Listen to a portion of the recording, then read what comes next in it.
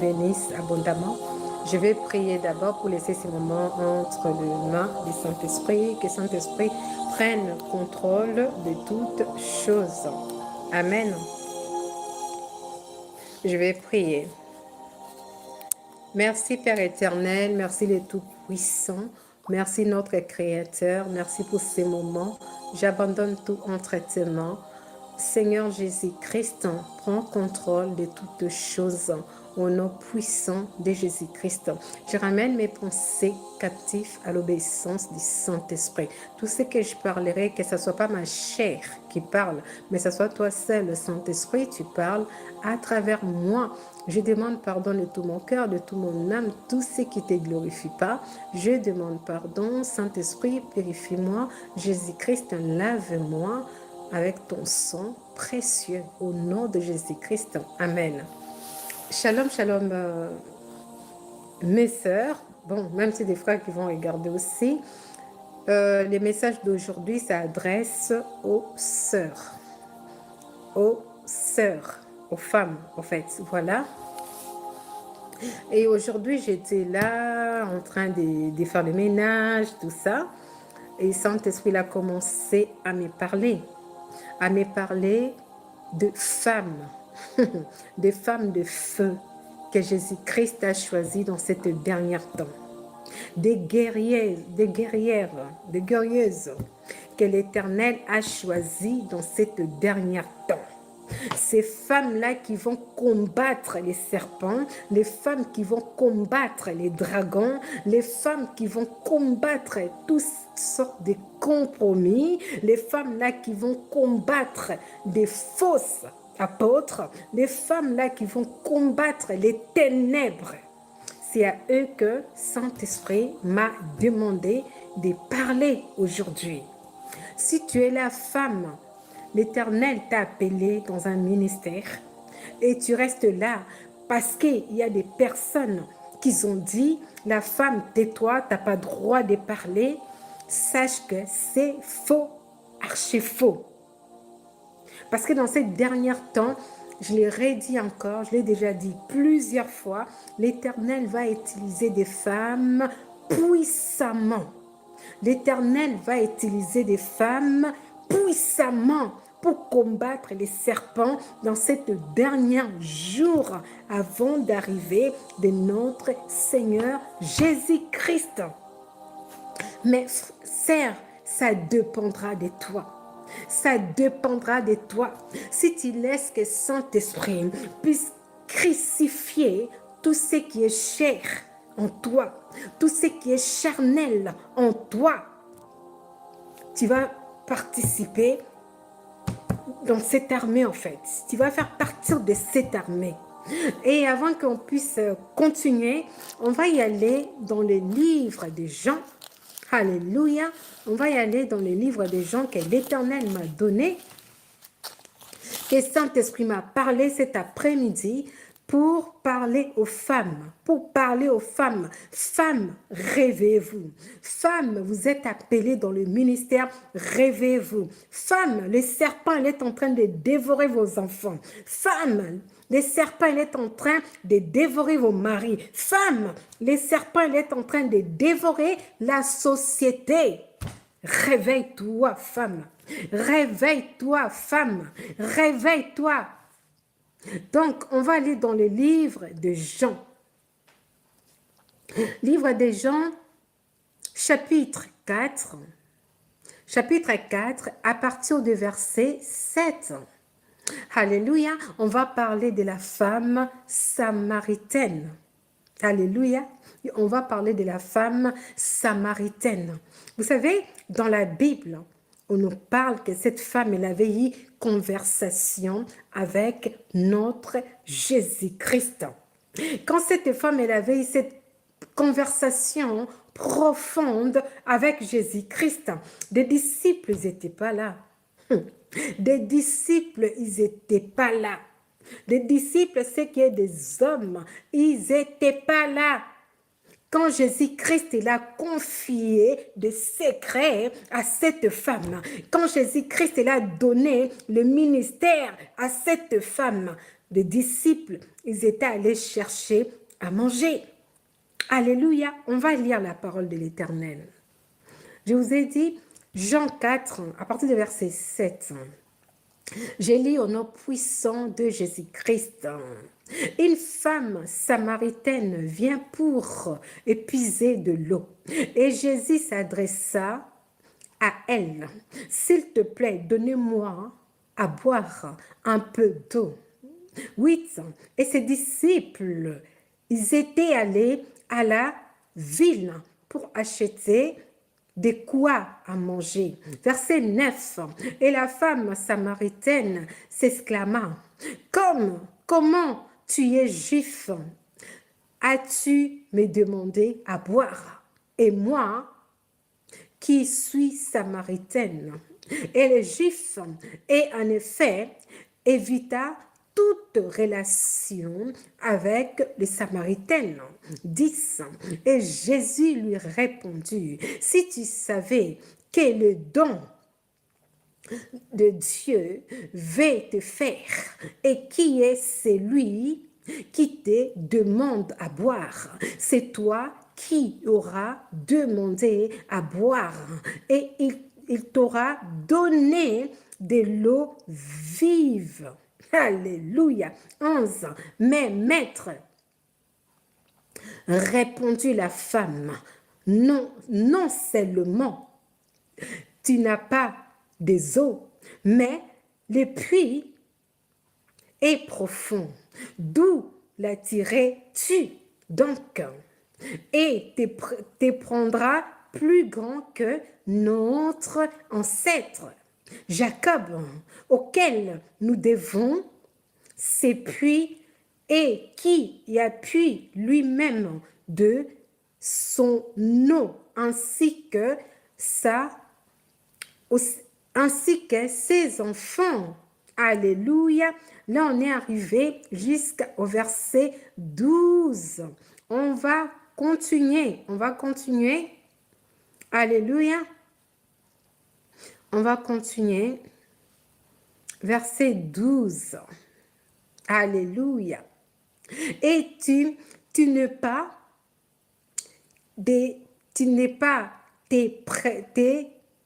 prétendre plus grand que notre ancêtre Jacob, auquel nous devons ces puits, et qui a bu lui-même de ses troupeaux.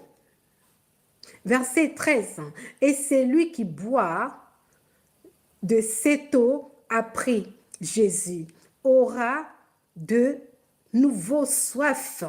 14. Mais c'est lui qui boira de l'eau que je lui donnerai n'aura plus jamais soif.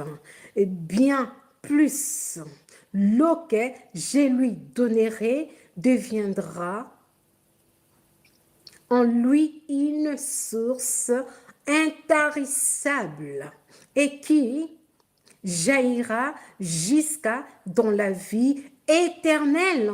Alléluia. 15. Et maître lui dit, alors femme, donnez-moi de cette eau.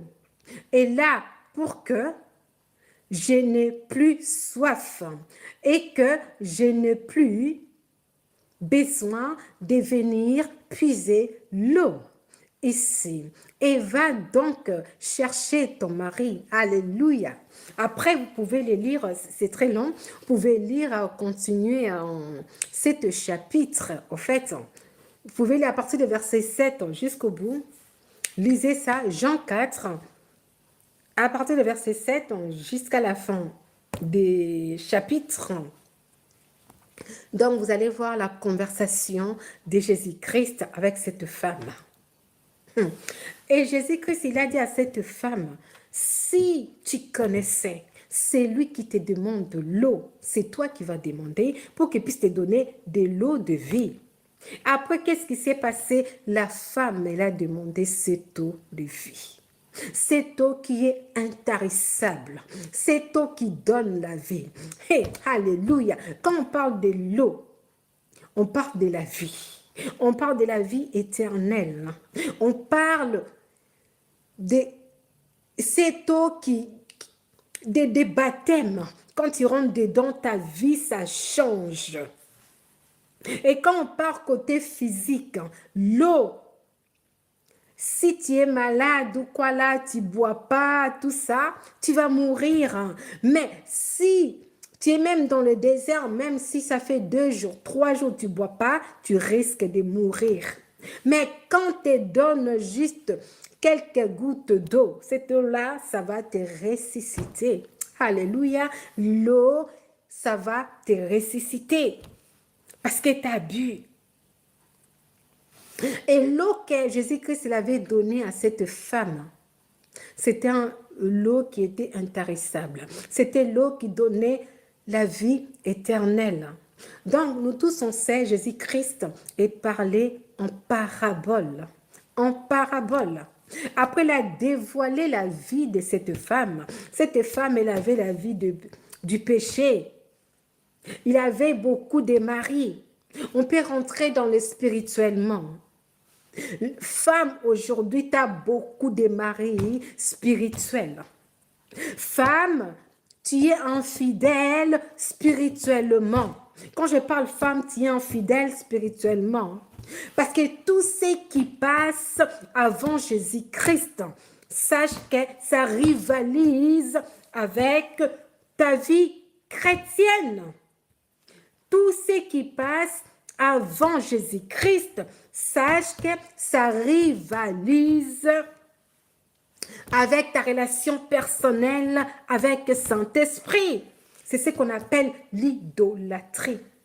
C'est ce qu'on appelle l'idolâtrie. Dans le spirituel, on peut regarder, il y a beaucoup de femmes qui ont été appelées dans le ministère. Et ces femmes-là, ils sont en train d'attendre que quelqu'un, un homme, un pasteur, un prophète, un apôtre, puisse le dire, « Hé, toi, va parler. » Combien de fois Saint-Esprit t'a parlé? Combien de fois Jésus-Christ t'a parlé? Combien de fois Jésus-Christ t'a révélé sa parole? Il te dit, va parler, va parler. Il y a beaucoup de personnes, dehors qui ont soif, qui ont soif de Jésus-Christ, qui ont soif de connaître la vie éternelle, qui ont soif de connaître qui est Jésus-Christ. Il y en a plein qui sont dans des prisons des hommes. Qui sont dans les prisons des hommes. Ces personnes-là qui sont dans les prisons des hommes, vous pouvez entendre leur langage. À chaque fois, ils parlent. Ces personnes-là, ils voient leur pasteur comme si c'était leur Dieu. Ces personnes-là, même quand ils te prêchent, ils citeront au moins 10 fois le nom de son pasteur. Que le nom de Jésus, que le nom de Jésus-Christ est celui qui sauve, celui qui change de vie, celui qui était mort à la croix pour toi et moi. Il y en a plein qui sont assis sur des bancs des églises. Ils travaillent pour des hommes. Ils travaillent pour des hommes. Ils ne travaillent pas pour Jésus-Christ. Ils travaillent juste pour des hommes. Aujourd'hui, des églises, ils sont devenus comme des sociétés. Il y a des secrétaires, il y a des gens qui gèrent l'église comme si c'était une entreprise. C'est où vous avez vu Jésus-Christ? Il avait géré l'église comme une entreprise. C'est où vous avez vu ça? Dans la parole de l'Éternel, nous dit, allez, faites toutes les nations mes disciples. Donc, maintenant, c'est le temps des femmes. Femmes, lève-toi. Lève-toi. Cette dernière guerre qui est en train d'arriver, que tu vas combattre pour tes enfants. Toute l'onction que Saint-Esprit a revêtue sur toi. Pour que tu puisses marcher sur les serpents, pour que tu puisses piétiner tout ce qui ne glorifie pas le nom de Jésus-Christ. Il te demande juste d'avoir cette relation personnelle avec Jésus-Christ. Que ce Saint-Esprit puisse être ta lampe.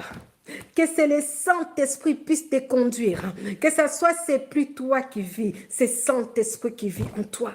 Toutes tes décisions que tu veux prendre dans ta vie, que ce soit, c'est le Saint-Esprit qui t'aspire. Que ce ne soit pas les hommes, que ce ne soit pas, oh, ma prophétesse, elle avait dit, oh, mon pasteur, il avait dit, oh, mon apôtre, il avait dit, oh, les 5 ministères, il avait dit. Tout ça, c'est bon. Mais ce qui est mieux, qu'est-ce que Jésus-Christ, il dit pour toi? Femme, qu'est-ce que Jésus-Christ, il dit pour toi? Qu'est-ce que Jésus-Christ, il pense de toi? Est-ce que quand Jésus-Christ, il te regarde, il prend plaisir dans ta vie?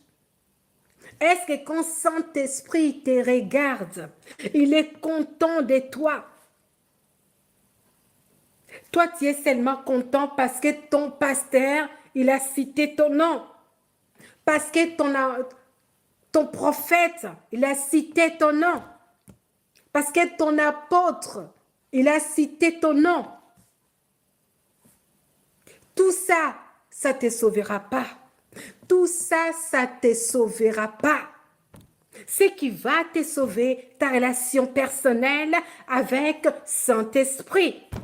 Ce qui va te sauver, c'est la sanctification, sans laquelle personne ne verra l'Éternel.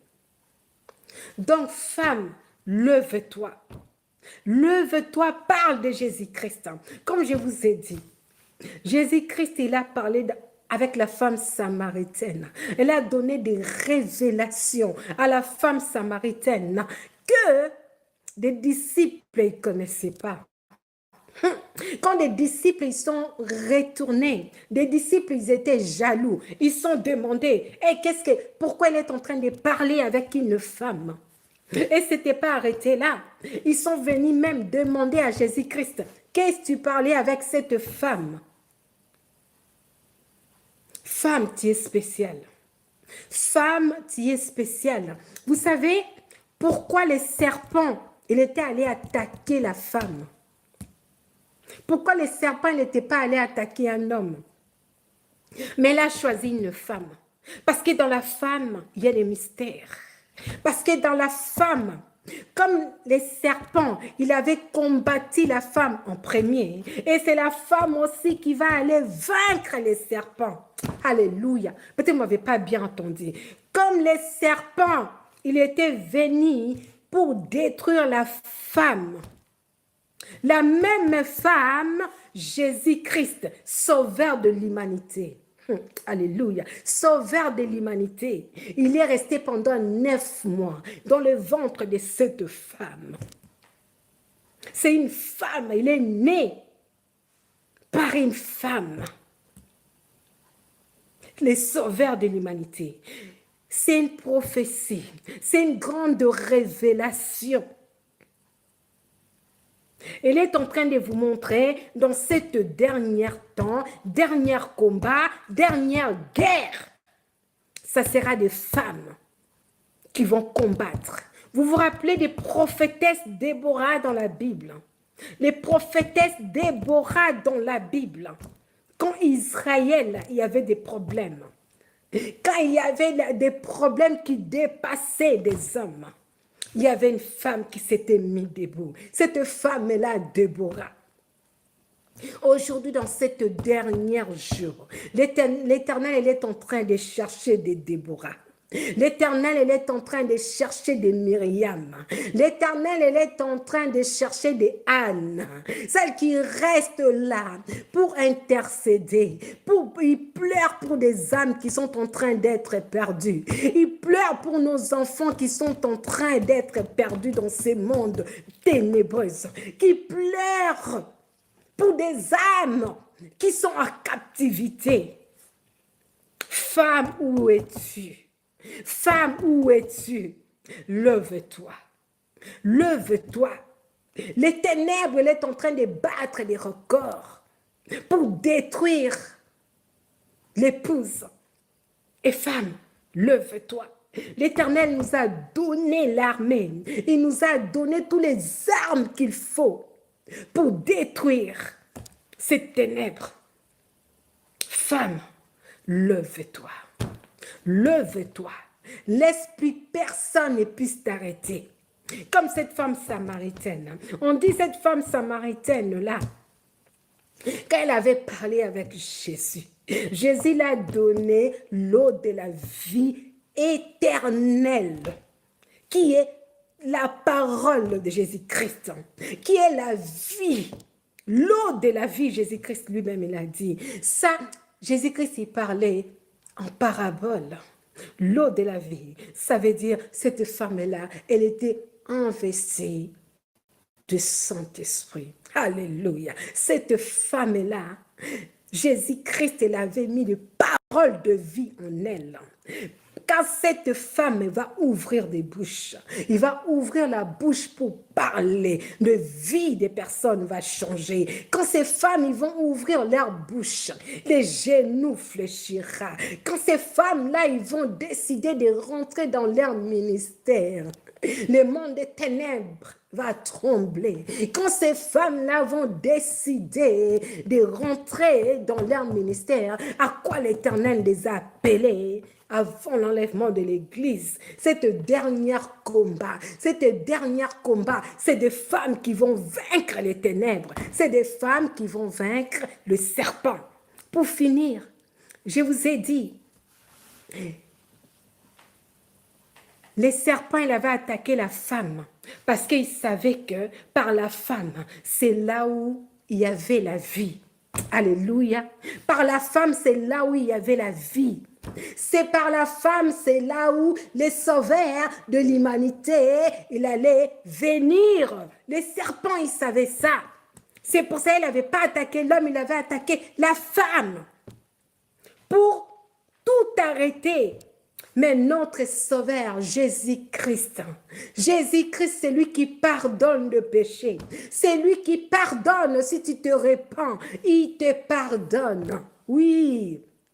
Avec la même femme, cette femme-là, elle a accouché Sauveur de l'humanité, qui est Jésus-Christ.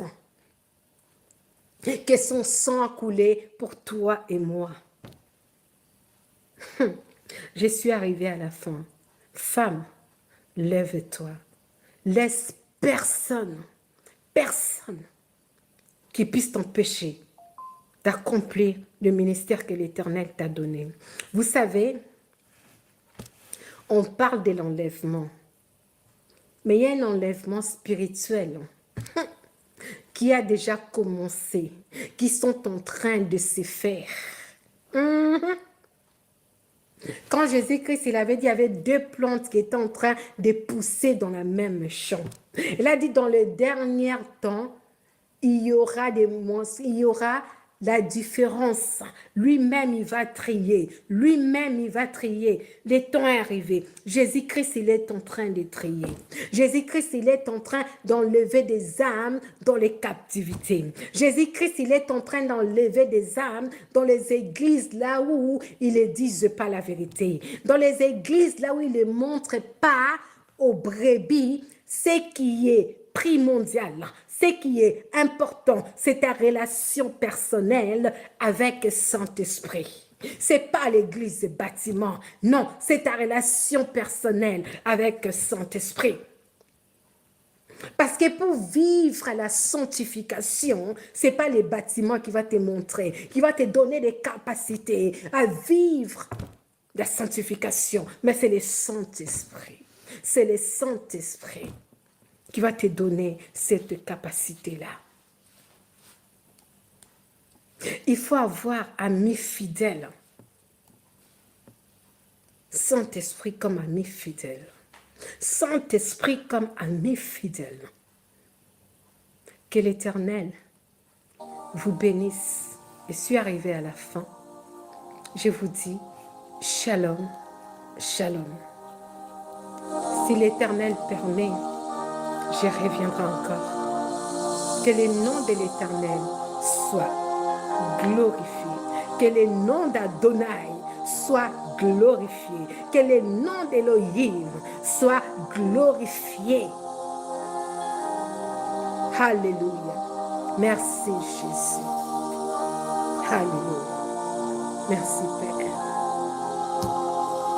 Gloire à toi Jésus. Gloire à toi Jésus.